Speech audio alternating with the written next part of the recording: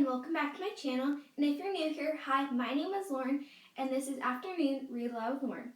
Today we are going to be reading a book today and we're going to be reading The Bernstein Bears Get the Gimmies. So let's get started. Okay guys, so we're going to read The Bernstein Bears Get the Gimmies.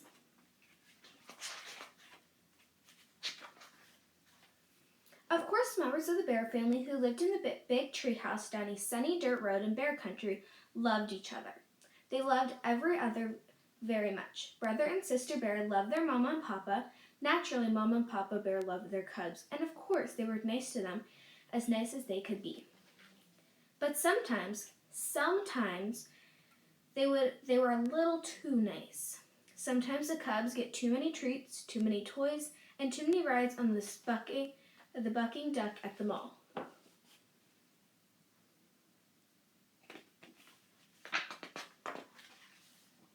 Maybe that's why brother and sister bear got the gimmies. Or maybe it was because there were treats, toys, fun things to do wherever they looked. At the supermarket, at the mall, on TV, and just about every which way.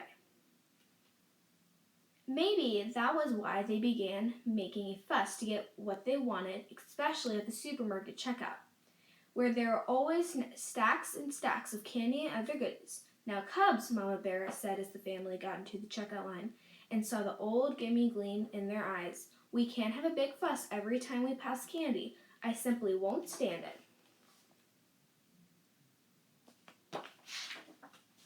"But Mama," whined Sister, "they have gummy gumballs. My favorite. And chewy chompers." "My favorite," whined Brother. "Now hush," said Mama. "I simply won't listen to another word." That's what Papa Bear smiled and said, "Now, Mama, you're only young ones," and handed the cubs their favorite treats. "It's only too true," said Mama, "that they were leaving the supermarket.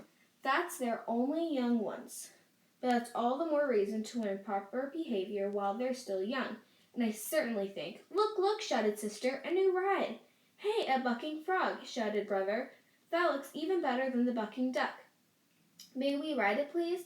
May we please?" Now, Papa had just bought them treats, and he thought that was enough for one day. But the cubs made such a fuss that he sighed, dug into his pocket, and put some money in the slot. Papa laughed at Mama and shrugged. "Cubs will be cubs," he said.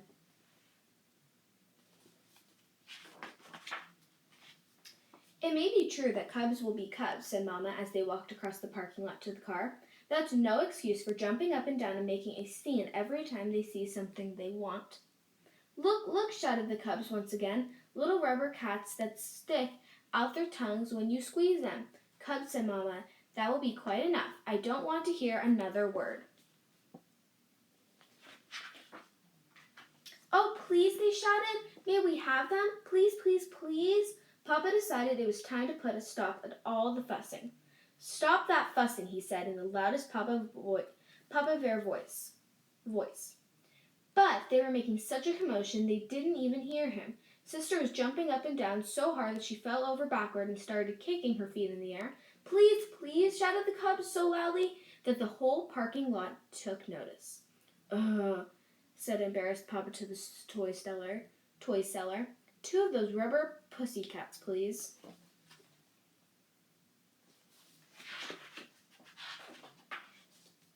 The rubber pussycats not only stuck out their tongues when you squeezed them, they went squeak, squeak as well, and they squeaked all the way home.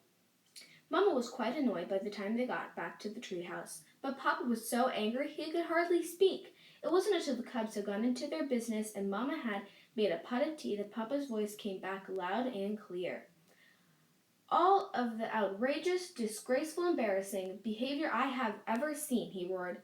"That selfish, greedy performance by our cubs was the worst.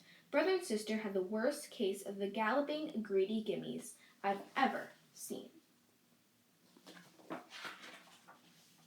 "Yes," said Mama, calmly sipping her tea. "But have you ever stopped to think about why they have the gimmies? Perhaps their greedy behavior isn't all their fault. Perhaps it's partly our fault for giving in every time they make a fuss." Papa listened quietly. "Perhaps so," he said. "It's up to us," he continued. to explain things to them to help understand why it's important not to be greedy. Then Papa called the cubs in for a talking, too. He told them why it wasn't a good idea to be selfish and greedy and wanted everything in sight. Selfish, greedy cubs, he explained, can never be happy because you just can't have everything you want all the time. Life isn't like that. Do you understand? Oh, yes, Papa, we understand, they said. He talked to them about counting their blessings, which meant enjoy the things that have instead of forever wanting more and more and more. Does that make sense to you? He asked. Oh, yes, Papa, they said. It makes a lot of sense. That's when the cubs heard the sound of a familiar car door. It was Grizzly Gramps and Gran come to call. Brother and sister ran to open the front door, and as Gramps and Gran came up the steps, they made the biggest fuss yet. What bringin' me? They screamed. What you bringin' me? What you bringin' me? That did it. Up to your rooms, roared Papa. Up to your room and no TV or treats for a week. For a month. For a year. The cubs knew this wasn't the time to argue. They scurried up the stairs and into their room. We seem to have come at the bad time, said Gran. What about these things we brought with us?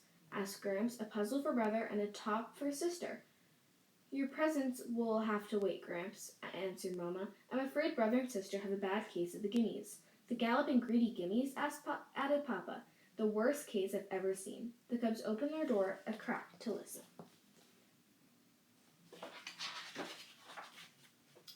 The worst case, you say? Said Gramps, looking Papa in the eye. Seems to me you were quite a Gimmie cub yourself when you were little. Brother and sister sneaked to the top of the stairs so they could hear better. I was, said Papa. Of course. We didn't have malls or supermarkets back then, but there was an old rough Grizzly's general store. Wonderful place. Sold just about everything. Honey cakes, liquor sticks, mimosas, apples, and all sorts of toys and novelties. And did you ever have the Gimmies? Did you ever? You wanted everything in sight. Downright embarrassing. Why, it was just so bad we couldn't go there anymore.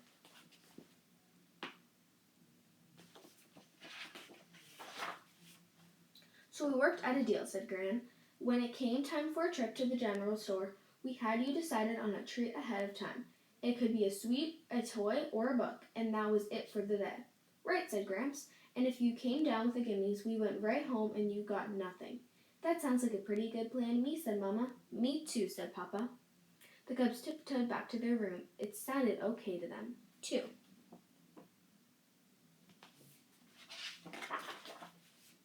The next time the Bear family went to the supermarket, they tried the Gramps and Gran plan, and it worked. Brother decided he would get a book about dinosaurs, and sister wanted a new box of crayons. Mama and Papa were very proud when the cubs passed the candy rock without so much as a peep. Brother and sister were pretty proud of themselves, too. By then they heard it, the familiar sound of a cub with a bad case of Gimmies. The kicking, screaming cub was just behind them in the checkout line. You never heard such a fuss. What outrageous, disgraceful, embarrassing behavior, said sister. May we leave? Yeah, said brother. Let's get out of here. And that's how brother and sister Bear got rid of a pretty bad case of the galloping greedy Gimmies. Okay, everyone, I hope you liked that book. Do not forget to subscribe and give this video a big thumbs up and turn on post notifications so you get notified every time I upload a new video. Bye, everyone!